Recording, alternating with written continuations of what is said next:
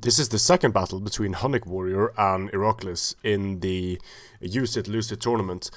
Now, this is a mirror matchup. I don't know why. I don't know if they decided to do a mirror matchup or if it just happened that way. But in the first battle, Heracles was commanding Macedon and Hunnic Warrior was commanding Pergamon.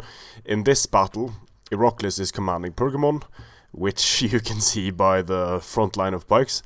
And Hunnic Warrior is commanding Macedon. So if they did decide to create the mirror matchup, I think it's a smart thing to do, because it allows them to get two shitty factions off the field while still having a fair matchup. So if that was the case, good game, guys. Very smartly done. Let's see. For Heracles, we have a front line of 4 pikemen. Then we have Galatian swords, a total of 4 Galatian swords, a game of spears in the center, a bunch of slingers. He only has, let's see, 2 Hippeus, 3 Hippeus. I think this is a smart choice by him, going for some hoplites to support the very flimsy Galatians.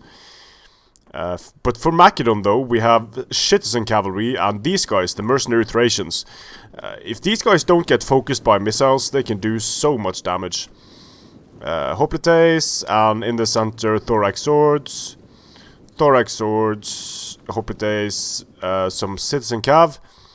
I'm sure there must be some, yeah, here they are, some Thessalians and some royal peltasts.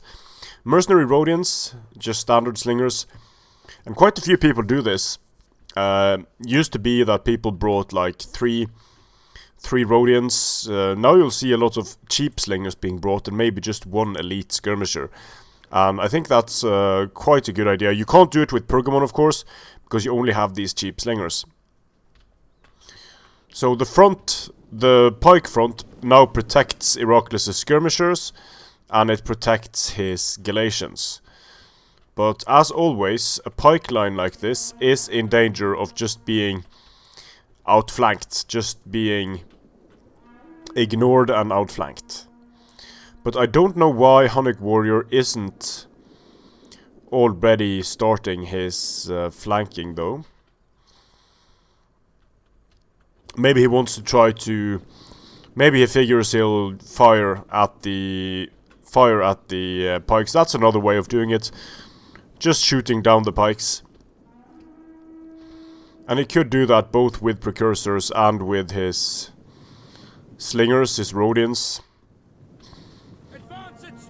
But the way Heracles is deployed here in a very spaghetti line, he isn't going to be taking much fire from... he isn't going to be taking many casualties. He isn't going to be taking much damage from the slingers and the Rhodians. Already the Rhodians are firing. Looks like they're firing here at the pikemen. I think these pikemen will, if they move up a bit, they will benefit from forest cover. Yep, they do. So now they are benefiting from forest cover. And it will also allow these slingers here to join the fight. Firing on, let's see, firing on the slingers here. And this will allow them to hit multiple units. And both the hoplite is always nice when you're able to hit multiple units with a single slinger unit, since they tend to hit something like this. They will hit, if a unit is close enough here or here, they will hit both units. And now the flanking is starting to happen, keeping a light holding force of skirmish and hoplites in the center, and starting to put the offensive units on the flanks. So the flanking did happen, just happens a bit slowly. And going over here now, Heracles has to sort of create these kinks in his line to try and stop everywhere. Looks like we're going to have the engagement starting. Hippeus Lancers are engaging over here. Over here we have the thorax swords rushing up, about to throw their precursors, I think. No, Heracles is actually engaging here, so they didn't get to throw their precursors. Nicely done there, good pike micro. The Galatian swords win on the charge against Thorax swords, but then they will start dying horribly. So Galatian swords rushing into the fight. Hippeus lancers got a decent charge, killing off some citizen cavalry and some Thessalians. Nicely done there, and shifting the focus onto the Thessalians, getting the charge on the Thessalians, but the Thessalians get the charge on the Galatian swords as well, so they're going to cause a lot of damage here. The Royal Peltasts running in are going to finish off the Galatian swords. Over here, pikes are doing their thing. Hoplites wrapping around, and you can see the Galatian swords losing decisively here against Thorax. On the flanks, the Hippeus lancers lost a lot of men, did manage to do much, but the Thorax swords are losing decisively. I am a bit worried about these here mercenary Thracian warriors though. But let's see, Hoplites and Hoplites. It might be fine. Yeah, they're going to phalanx, so they're going to be fine. Very nicely done here in attacking with Galatian swords together with pikes. And the Galatian swords got charged by citizen cavalry. Nice flanking move here by the Hoplites. They're going to be fighting the pikemen in the rear, at least the guys that are fighting here. Some of them get caught. But let's see here, yeah, the Macedonians are getting surrounded. Heraclius is getting some nice engagements here. A game of spears charging in. So now these Hoplites are winning because they're fighting the Thorax swords in the rear. And the Royal Peltas, yeah, they're of course winning against the Hoplites. But the Hoplites are giving a decent account of themselves. The Galatian swords chopping up some Thessalians. I'm surprised the mercenary Thracians haven't. I mean, they have a single experienced chevron. I don't know if that is from before or they've just killed a lot of Hippeus. But as you can see, they're only fighting Hippeus, and they are killing a lot of Hippeus in this fight with their 20 bonus versus large. Really quickly. But the Thessalians are breaking off. So the Hippeus get a second charge on them. The mercenary Thracians, one of the problems with them is the morale. So they're getting run down here by the Galatian swords. It looks like Heraclius is amazingly winning the flanks as well. We have a citizen cavalry getting into some of the skirmishers of Heraclius, but surely they can't have much ammunition left at this point. But any ammunition is nice to have in the late game. Let's see how many kills these Galatian swords can inflict on the Royal Peltasts on the charge. The Royal Peltasts are exhausted, and the Galatian swords do cause some damage to this Royal Peltast. Even combat on the charge. That's a testament to how good Galatian swords are. Depleted Galatian swords even on the charge against Royal Peltasts, but sure, they are exhausted. But they are killing a lot of these Royal Peltasts. Now the Royal Peltasts are starting to turn it around. The Agema Spears getting nice kills, but only against Hoplites. So the Pikes and the Agema Spears are getting some nice kills there. But here comes a really important charge. Hoplites into the back of the Royal Peltasts. They are taking fire on the way in, but very nice charge there by the Hoplites. And the Hoplites are being focused on by the mercenary Rhodians and the Slingers here. So you can see, like, the Hoplites are going down super quickly. But so are the Hippeus. Like, this is a slaughter, but it's also causing fire to the Royal Peltasts. Friendly fire, and the Royal Peltasts are going to be biting the dust. Very chaotic battle this. The Hoplites fighting, and the Pikes are now in more dense formations, and that's going to help them in not bug out as much as when they are in Spaghetti.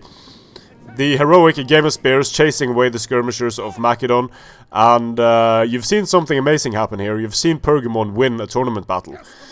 But of course, Greek Heraclius was commanding them, but and it was against Macedon, but still, not something that you see every day.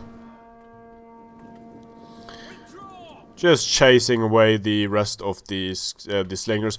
He doesn't have much cavalry left, but you can't really kite when you only have skirmishers left. Hoplites being poked down. And it looks like the Agema Spears are actually going to catch these slingers. Almost, anyway. But now they're turning around. That's interesting.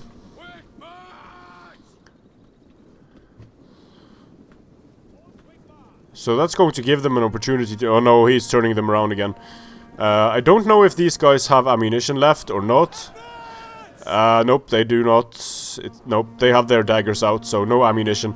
And that makes it pointless to try and kite. Well, not really, because these slingers have ammunition left, so they can still do some damage.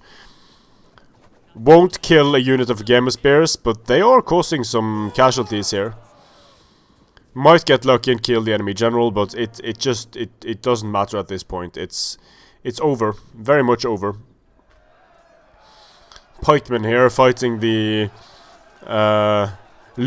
Pikemen losing decisively against slingers. That's nice. Now dropping their phalanx and doing slightly better, and we should just see the Macedonian army rout due to balance of power, and there it is. So Greek Heracles has defeated Hunnic Warrior with Pergamon. Nicely done there. Let's see the kills.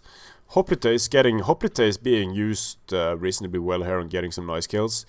The pikes, kind of meh, but any kill on a pike is a good kill.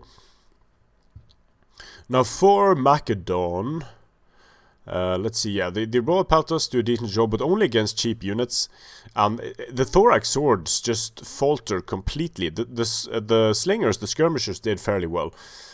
But I am kind of... The Thessalians, and... in this battle, it was just... I think it was a case of just Heracles managing to overwhelm the flanks, holding the center with the pikes and overwhelming the flanks with his units. Because in this battle he has 4 decent spear units and he has 4 decent low tier sword units, whereas Macedon has 2 decent spears and a few Thracians and the thorax sword. So in a straight up engagement, the problem with the Galatians and the mercenary Thracians is that their morale is very, very low. They have a lot of damage potential, but their morale is very low, so you'll see them run off the field fairly quickly. And thorax swords, of course, are extremely poor. Let's just look at their stats a bit here. They are extremely poor sword units because they... Let's see here... Pergamon. Yeah. Because if you compare them to just Hoplites... no, Pergamon doesn't have them, of course. Let's see. Macedon. Yeah, if you compare them to Hoplites... Hoplites have 26 weapon damage. But 6 of that is AP. And when you factor in the 5 bonus they get... when they are in phalanx, they actually have 11 AP and 31 weapon damage, whereas the thorax swords have 34 and 4 AP. Now the melee attack is 39 in phalanx for the Hoplites, and melee defense is the same. The armor is slightly better for the Hoplites. Other than that, they are very, very similar units. Better charge bonus for the Hoplites and precursors, of course, for the thorax swords. But thorax swords, just a horrible, horrible sword unit compared to... even compared to Hoplites, because they are more expensive, and in extended melee, they are going to get in trouble against Hoplites in phalanx, especially if they've taken some prior damage. So... nice to see Greek Heracles using Pergamon to good effect against Macedon. Strength and honor.